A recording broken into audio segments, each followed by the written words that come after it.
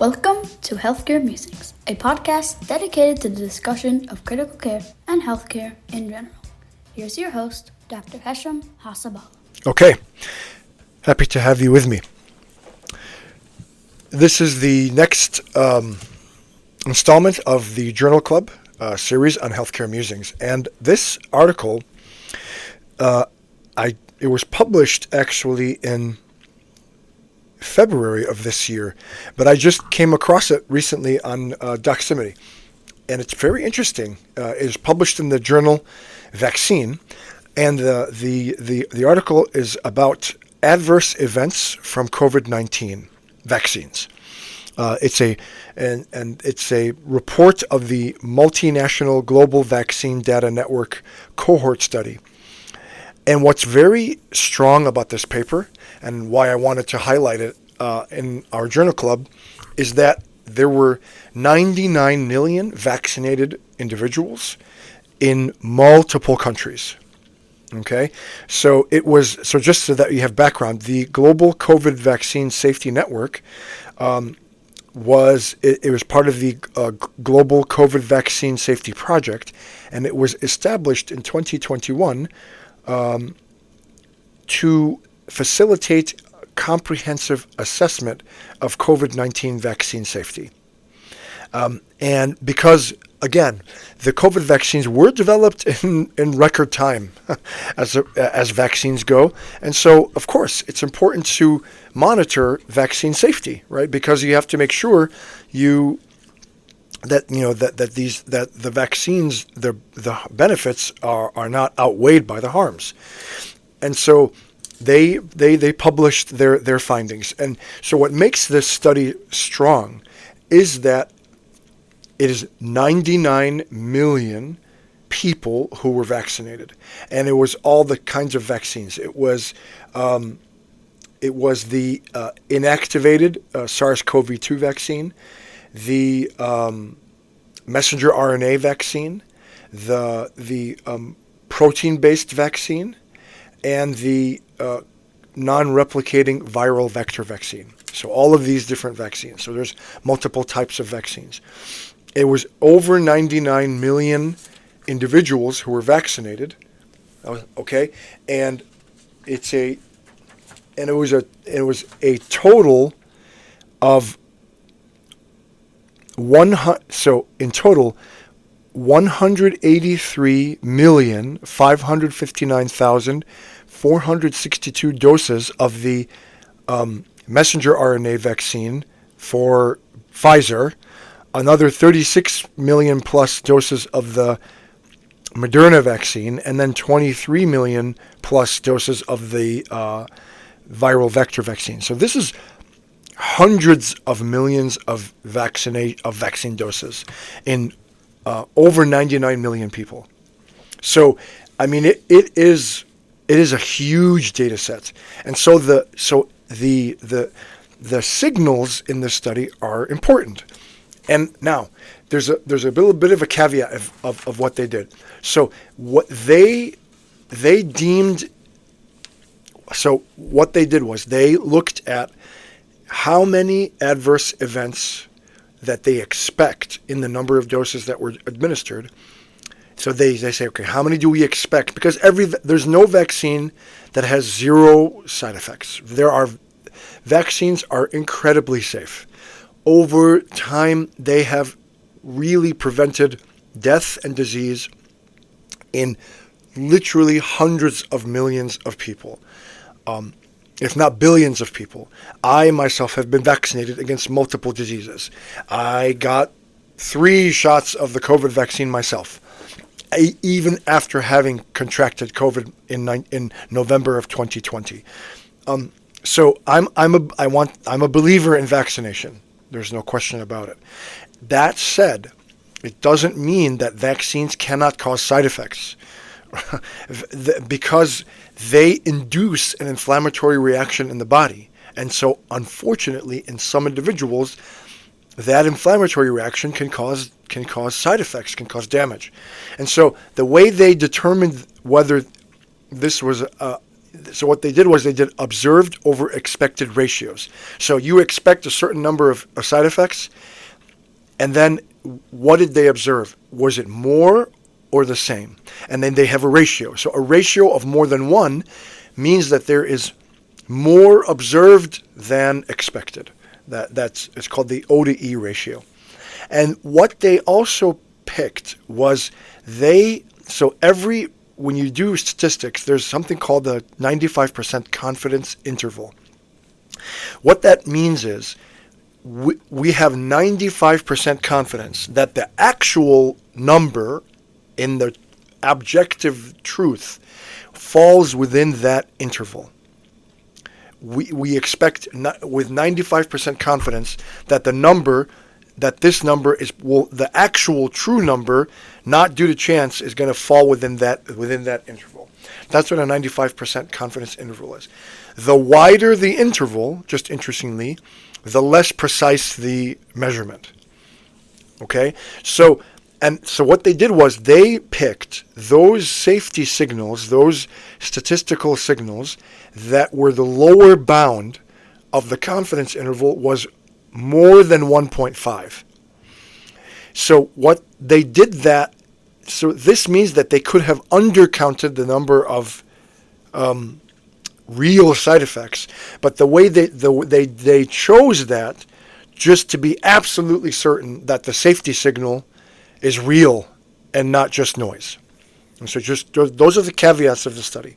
Still, very, very, very important study. So what they found was, for the viral vector vaccine, Guillain-Barré syndrome, which can be potentially devastating, demyelinating disease, where the body attacks the covering of nerves and causes progressive paralysis, many times ending up in mechanical ventilation, needing a ventilator. They found that the O to E ratio, the observed over expected ratio for Guillain-Barré for the viral vector vaccine, was 2.49, which means that it was more than twice as likely, or there were more than 2.5 times the observed cases of Guillain-Barré versus expected for the viral vector vaccine. Okay? Transverse myelitis, which is another very scary inflammation of the spinal cord that can cause paralysis, was 1.9 times observed over expected. But that one was not the lower bound was between 1 and 1.5. So it was still statistically significant, but not in their threshold. But they still find that. Something that so these viral vector vaccines can cause Guillain-Barré. They can cause Guillain-Barré. The flu vaccine can cause Guillain-Barré, and I'm terrified of this complication, but it can. It can cause Guillain-Barré. Bell's palsy, the messenger RNA vaccines have a very small signal, but not too big, that can cause Bell's palsy, which is a unilateral, one-sided paralysis of the face. That's typically self-limiting and goes away on its own. This is something that, when I looked this up, there was no mention of this paper. So there's called acute demyelinating encephalomyelitis, which is typically seen in kids, and it's an autoimmune condition where the body's immune system attacks the nerve coverings in the brain and can cause confusion and sometimes paralysis, and it can be pretty bad. With the viral vector vaccine, again, 2.23 observed over expected. It's more than likely more observed cases than expected cases. What I didn't know was they found a significant signal of acute demyelinating encephalomyelitis with the Moderna messenger RNA vaccine, 3.78. That I had no idea, and this was not mentioned in the source that I looked up looking up acute demyelinating encephalomyelitis. Right? So they found a little bit increased risk for febrile seizures with the messenger RNA vaccine from Moderna, 1.36. So after the first dose, and then it goes a little bit higher after the second dose. They also found generalized seizures, a small signal with the Moderna vaccine after the first dose, and then they found it again after the fourth dose. So again, like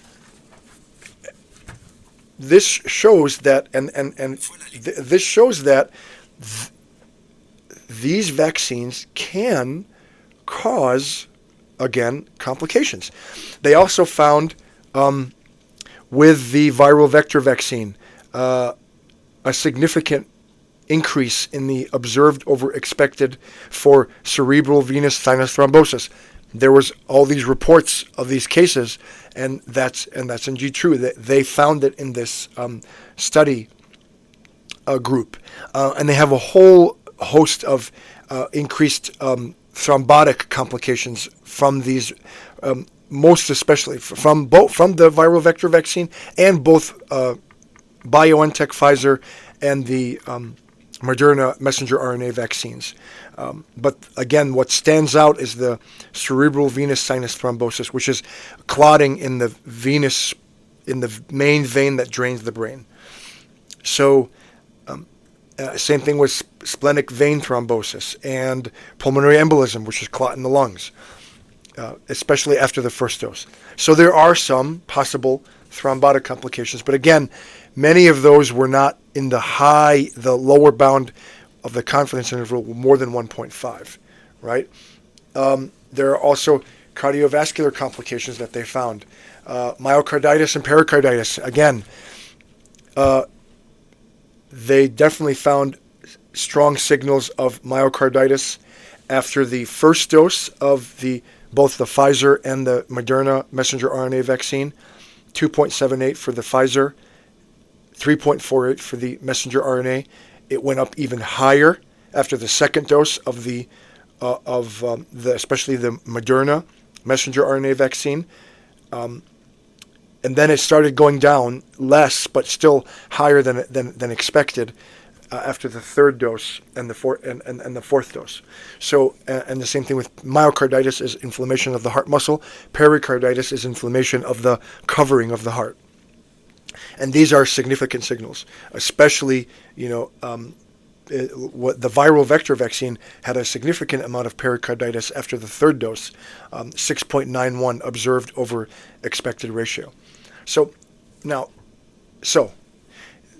this is saying that these vaccines can cause side effects, and they are more than what is expected for the number of doses delivered. And again, they analyzed hundreds of millions of doses. Okay. Now, there has to be a caveat, and it's not because I'm a vaccine believer. No.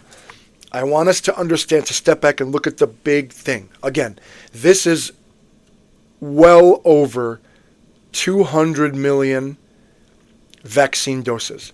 But I want us to understand the actual numbers. Even though the ratios are high, okay, the actual physical numbers are very low. These complications are exceedingly rare.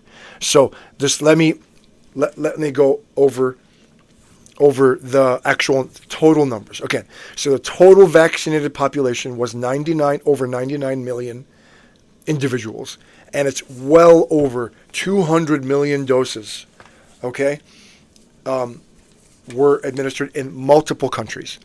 Now, the number of Guillain-Barré cases, okay, so they expected 76 cases of Guillain-Barré given this vaccine, okay, and they observed 190. So out of hundreds of millions of doses, they had 190 cases out of hundreds of millions. Okay, out of 99 million people, 190 got Guillain-Barré. That is a tiny number. Now, for those 190 people, Guillain-Barré is devastating. I'm not minimizing that. When you're looking at at a virus that is killing people day in, day out, especially in the beginning, right? That is a tiny number of people that get Guillain-Barré. Okay, the same thing with the cerebral. Here for the let me see. We'll look at the numbers here. So for the cerebral venous sinus thrombosis, let's see if they have the numbers. They expected 21 cases, and they observed 69. That, again, out of 99 million people, out of over 200 million doses administered, they found 69 events of cerebral venous thrombosis. Okay? That is, again, a tiny, tiny number. Okay? So I just want us to that perspective. It doesn't, I'm not minimizing that complication. That I would never want anyone to have any of these complications. At the same time, there are two takeaways from this paper for me. One, that these vaccines definitely do cause side effects, okay? And you need to, especially now, the way the virus is now and the way the virus is behaving, as we speak, the last I checked at my hospital, we have no cases of COVID in the hospital. None. We'll get 1 and 2 here and there. And I haven't seen a super sick COVID ARDS in months and months and months. Clearly, the virus now is not the virus that we saw in 2020. There's no question. It can still kill people, especially those who are elderly, frail, and immunocompromised. It can, just like the flu can, just like bird flu can. And we have to be vigilant about the H5N1 influenza, okay? H1N1 kills young people. So it's just like any other virus now. It's not like it was before. At the same time, these so that's clear. The vaccines can cause side effects. There's no question about it, because it induces an inflammatory reaction, an immune response in the body, and that sometimes, unfortunately, that immune response can cause damage in the body. Sometimes, some people's immune response can be damaging. You know, when people get fever and body aches and muscle aches after a vaccine, that's a good thing. That's indicating that the body's immune system is activated against the vaccine to develop long-term immunity. That fever is a good sign. Now, when the body's own immune reaction goes haywire and then causes damage, that's not a good thing. No one would ever want that. And the numbers are so small. I mean, not even 200 cases. The numbers are super, super small. And so their side effects, while they can be devastating, are very, very rare. That's also clear. And you know what? If there was a mismessaging that, and maybe you know what, that may have been a problem where the messaging was off, right?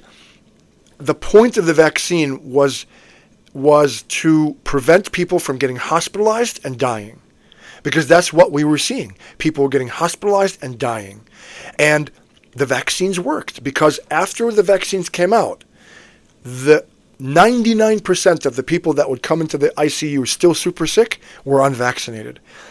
If the message was out that this is going to prevent you from getting COVID, period, unfortunately that was wrong. That was wrong, because they don't necessarily prevent you from getting COVID, just like the flu vaccine doesn't prevent you from getting the flu. What the flu vaccine does prevent you is to make it less severe, and hopefully you won't die from the flu. And the COVID vaccine, the intent was to prevent you from getting hospitalized and dying. And they were enormously successful. Okay? They were enormously successful. And they can cause side effects. And so that's important to know. And so especially now, with the virus is the way it is and how it's mutated and now it's a different variant, you got to think about whether or not vaccination is beneficial or not. Maybe for someone who's immunocompromised on chemotherapy or taking anti-rejection drugs because they're a transplant patient, perhaps that patient may benefit from vaccination, because in that patient, perhaps COVID can kill them, just like with the flu. Okay?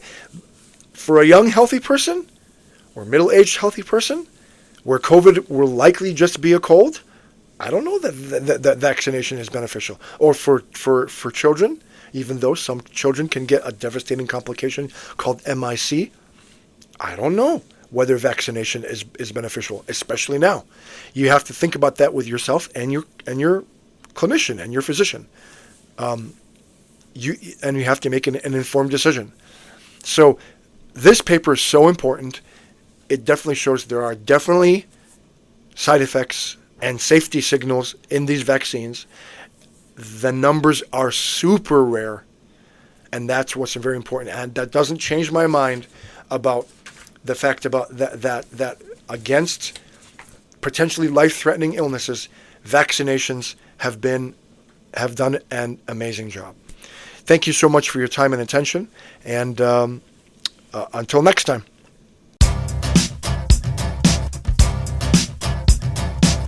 Thank you for listening. To get every episode delivered directly to your inbox, please subscribe at healthcaremusings.com.